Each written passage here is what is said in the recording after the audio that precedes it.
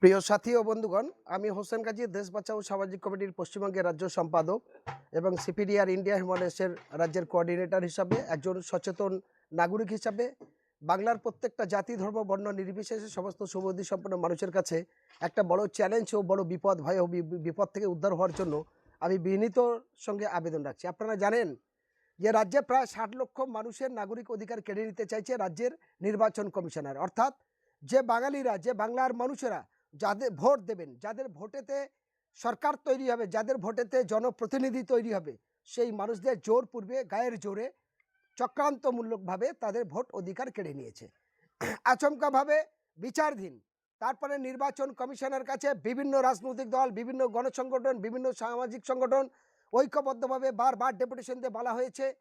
তারপরেও নির্বাচন কমিশনার নরেন্দ্র মোদীর চামচাগিরি করে আচমকাভাবে নির্বাচন ঘোষণা করেছে এবং এই নির্বাচন ঘোষণার সাথে সাথে তিনি কি করলেন, তিনি গোটা বাংলার মানুষের কাছে কোনো সঠিক তথ্য না দিয়ে আচমকাভাবে 23শে এপ্রিল এবং 29শে এপ্রিল নির্বাচন ঘোষণা করেছে। ভালো কথা, মেনে নিলাম। অবাধ সুষ্ঠু নির্বাচনের জন্য নির্বাচন কমিশনার ভূমিকা কি, সেই ভূমিকা এখনও সঠিকভাবে লক্ষ্য করা যায়নি। নরেন্দ্র মোদীর যে চক্রান্ত তৈরি করছে সেটা হলো এই 10,000 15,000 ভোট সঠিক হবে, ঠিক তারপর থেকে মেশিনই সম্পূর্ণ চুরি হবে, যে চুরির মধ্যে দিয়ে বিজেপি ক্ষমতা আসার জন্য চক্রান্ত করছে। তাহলে কি 50,000 ভোটের পরে আরেকবার মেশিন চেক করে দেখাবে? ধরেন 3 ঘন্টা ভোট হলো, 4 ঘন্টা ভোট হলো, 1 ঘন্টা পর পর মেশিন চেক করে করে দেখাবে? এটা জানতে চাই নির্বাচন কমিশনের কাছে। বাংলার সমস্ত রাজনৈতিক দলের উচিত 1 ঘন্টা পর পর মেশিনটাকে চেক করা, তাহলে মেশিনে চুরি হচ্ছে কি না হচ্ছে সঠিক বুঝতে পারবে। 2 নম্বর কথা, বাংলার মানুষকে ভোট অধিকার বাদ দিয়ে ভোট করা হবে, এ কেমন ধরনের দ্বিচারিতা, কেমন প্রতারণা? এই প্রতারণার বিরুদ্ধে বাংলার জনমত এক হতে হবে। বাংলার প্রত্যেকটা রাজনৈতিক দল, গণসংগঠন, সামাজিক সংগঠন সকলের উদ্দেশ্যে বলতে চাই, বাংলার বাঙালিদের, বাংলার মানুষের ভোট অধিকার বাদ রেখে ভোট করা চলবে না। আসুন সবাই একসঙ্গে কাঁধে কাঁধ মিলে বাংলায় লাগাতার আন্দোলনের রাস্তায় নামি, একসঙ্গে মিলে বাংলা বন্ধ ডাকি। আমাদের দাবি একটাই, বাংলার মানুষকে যতক্ষণ না ভোট অধিকার দেবে, তাদের নাম সঠিক করবে, ততক্ষণ পর্যন্ত ভোট করা যাবে না। এই আওয়াজ আমরা সবাই মিলে তুলি। আমরা সবাই জানি যাদের ডি ভোটার করতে চাইছে, অর্থাৎ যাদের ভোটের নামে স্ট্যাম্প মেরে দিয়েছে বা ইনভ্যালিড করে দিয়েছে, তাদের কোনো দোষ নেই। এই দোষ করেছে কারা? নির্বাচন কমিশনার যাদেরকে নিয়োগ করেছে, বা কেন্দ্র রাজ্য সরকার যাদের বিএলওর হিসাবে বা এই ভোটার কার্ড তৈরি করার জন্য যাদের দায়িত্ব দিয়েছে, সেই সরকারি মানুষগুলো তারা নামের ভুল করেছে। হোসেনকে হুসেন বানিয়ে দিয়েছে, গাজীকে হাজি বানিয়ে দিয়েছে, লস্করকে লক্কর বানিয়ে দিয়েছে, মণ্ডলকে গন্ডগোল করে দিয়েছে। তাহলে নামের ভুল যদি করে, সেই লেখার ভুলটা কারা করেছে? কেন্দ্র সরকারের লোক করেছে, রাজ্য সরকারের লোক করেছে, সরকারি আমলারা করেছে। কিন্তু যে মানুষ যার নামের ভুল ভুল কিন্তু সে করেনি, সে কোনো অন্যায় করেনি। এমন বেছে বেছে দেখা গেল পশ্চিমবঙ্গে 60 লক্ষ মুসলমানদের ভোট বাদ। ফলে এই অন্যায় মেনে নেওয়া যায় না।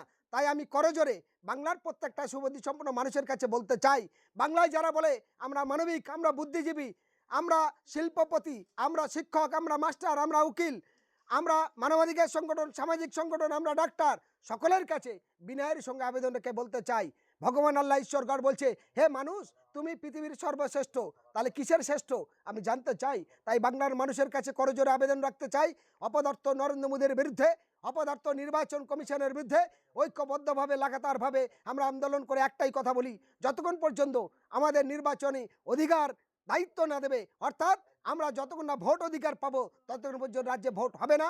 ভোট বয়কট ডাকা উচিত।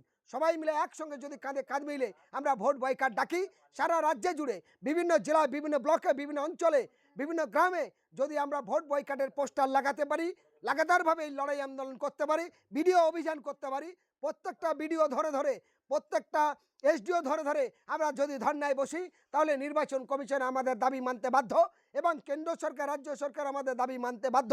কারণ আমরা দীর্ঘদিন ধরে, আমার বাপ ঠাকুরদা, আমার বাবা, আমার আত্মীয় স্বজনরা এই ভারতে আমরা জন্মেছি, এই ভারতেই আমরা মরবো, এই ভারত আমাদের মাতৃভূমি, এই দেশেই আমাদের কবর হবে, এই দেশেই আমাদের সৎকার হবে, এই দেশে জন্মেছি। আর এই দেশে আমরা অপমানিত হব, এই দেশ থেকে আমরা আমার অধিকার হারিয়ে আমরা জেলে চলে যাব, বেনাগরিক হয়ে যাব, এত বড় অন্যায় মেনে নেওয়া যায় না। তাই আমি বাংলার প্রত্যেকটা জাতি ধর্ম বর্ণ নির্বিশেষে সমস্ত শুভবুদ্ধি সম্পন্ন মানুষের কাছে করজোরে আবেদন রেখে বলতে চাই, হোসেন গাজী আপনারা আর বসে থাকবেন না, আর সময় নেই, ঈদ আসছে, ঈদের কথা ছাড়ুন, একটাই কথা ভাবুন, সবাই ঐক্যবদ্ধভাবে যদি লাগাতারভাবে আমরা ভিডিওকে ঘেরাও করে বলি, আমার গ্রামের শ্যামল রহিম করিম, আব্দুল গাফফার, আমার এলাকার রশিদা পারভিনা, তাদের নাম কেন বাদ যাচ্ছে? নির্বাচন কমিশনের জবাব দাও, ভিডিও তুমি জবাব দাও, এসডিও তুমি জবাব দাও। যতক্ষণ পর্যন্ত তাদের নাম ভোটার লিস্টে না উঠবে ততক্ষণ পর্যন্ত আমরা ভোট অধিকার আমরা মানছি না। এই ভোট নির্বাচন কমিশনের ঘোষণাকে মানছি না। অবিলম্বে ভোট বয়কট করতে হবে। তাই এই ভোট যদি আমরা বয়কট ডাকি আর সেই আন্দোলনকে যদি গড়ে তুলতে পারি, তাহলে নির্বাচন কমিশনার আমাদের কথা শুনবে। আশা করি আমার ভিডিওটা আপনারা সবাই দেখবেন এবং সর্বস্তর মানুষের কাছে পৌঁছাবেন। সবাই মিলে ঐক্যবদ্ধভাবে ভাবে একসঙ্গে লড়াই আন্দোলনের মধ্যে দিয়ে পরিবর্তন হতে পারে। মনে রাখবেন 1947 সালের 15ই আগস্ট বহু লড়াই আন্দোলনের মধ্যে দিয়ে তবে কিন্তু ইংরেজ ব্রিটিশ এই ভারত ছেড়ে পালাতে বাধ্য হয়েছিল। আপনারা জানেন বাংলাদেশে লড়াই আন্দোলনের মধ্যে দিয়ে তবে পরিবর্তন হয়েছে।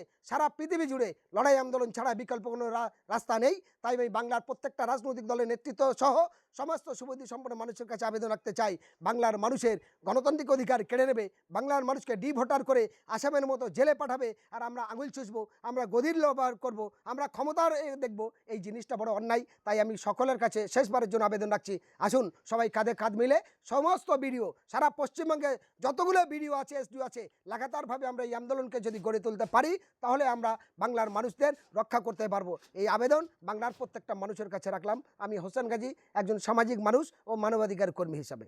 ধন্যবাদ।